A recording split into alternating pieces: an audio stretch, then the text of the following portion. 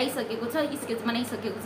अरू पनि होला नि, तर पनि यो 3 जनाको चाहिँ स्केच बनिसकेको छ साथीहरु। अनि कश्मीरमै रहनु हुने जुन चाहिँ कश्मीरमा घुम्न आउने पर्यटकहरूलाई घोडामाथि सवार गराएर उहाँहरूलाई मनोरञ्जन दिने, उहाँ कश्मीरकै जम्मू कश्मीरकै मुस्लिम हुनुहुन्छ। अनि उहाँले चाहिँ हाई नमस्ते साथीहरु, सबैजनालाई स्वागत छ हजुरलाई आजको मेरो भिडियोमा। अनि आजको मेरो भिडियो के को बारेमा रहेको छ त्यो कतिजनाले चाहिँ टाइटल हेरेर पनि पाइसक्नु भएको छ साथीहरु। अस्ति न घटेको जुन कश्मीरमा घटना घटेको छ, अनि उहाँहरुको चाहिँ अहिले जति पनि उहाँहरुको निधन भइसकेको छ, उहाँहरुको चाहिँ सम्पूर्ण नाम र ठेगाना सहितको सम्पूर्ण विवरण आइसकेको छ। अनि 26 जनाको निधन भइसकेकोमा मध्ये एकजना नेपाली हुनुहुन्छ। अनि उहाँको शव चाहिँ आज सुदीप नेउपाने जुन चाहिँ रूपन्देही जिल्लाको बुटोल उपमहानगरपालिका वार्ड नम्बर 11 मा बस्नुहुने बासिन्दा रहेछ हैन। अनि उहाँ चाहिँ आफ्नो आमा बहिनी ज्वाइँसँग घुम्न भनेर कश्मीर जानु भएको क्रममा उहाँ पनि आतंकीको हमलामा परेर उहाँको पनि निधन भइसकेको छ साथीहरु। अनि उहाँको शव चाहिँ आज नेपाल लगिसकेको छ।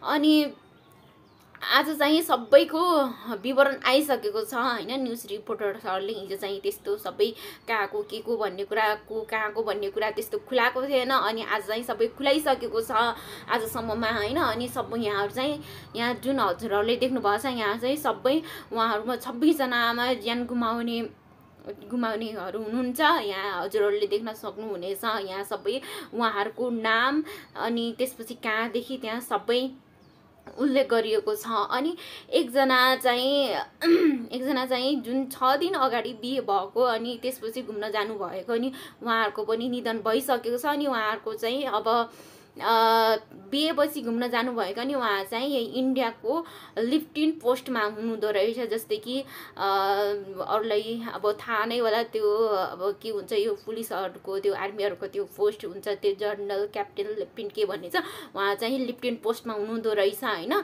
नवजोडी अब उहाँको पनि निधन भइसकेको छ। अनि त्यसै गरी यहाँ हुनुहुन्छ कश्मीरमै रहनु हुने जुन चाहिँ कश्मीरमा घुम्न आउने पर्यटकहरूलाई घोडामाथि सवार गराएर उहाँहरूलाई मनोरञ्जन दिने, उहाँ कश्मीरकै जम्मू कश्मीरकै मुस्लिम हुनुहुन्छ। अनि उहाँले चाहिँ त्यस्तो आतंक भइरहँदाखेरि उहाँहरूले घाइते व्यक्तिहरूलाई सहयोग गर्ने, अनि त्यसपछि अनि एउटा त्यो आतंकीको चाहिँ बन्दुक खोसिदिँदाखेरि अनि उहाँलाई चाहिँ अर्को आतंकीले उहाँलाई गोली प्रहार गरेको भन्ने कुरा खुलासा भएको छ। अनि सबै मुस्लिमहरु एउटै हुन्छ भन्ने पनि छैन, यो मान्छेको मनासय हो के मान्छेको कस्तो हुन्छ अब के हुन्छ हैन साथीहरु। अनि यिनी तीन चाहिँ आतंकवादीहरु जसको चाहिँ स्केच आइसकेको छ, स्केच बनाइसकेको छ।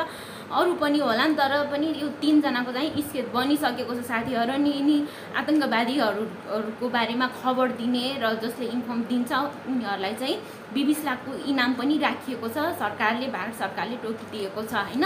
अनि उहाँ सबैहरुले ज्यान गुमाइसक्नु भएको छ। अनि सबैजनालाई भावपूर्ण श्रद्धाञ्जली भन्न चाहन्छु। नमस्ते बाइ।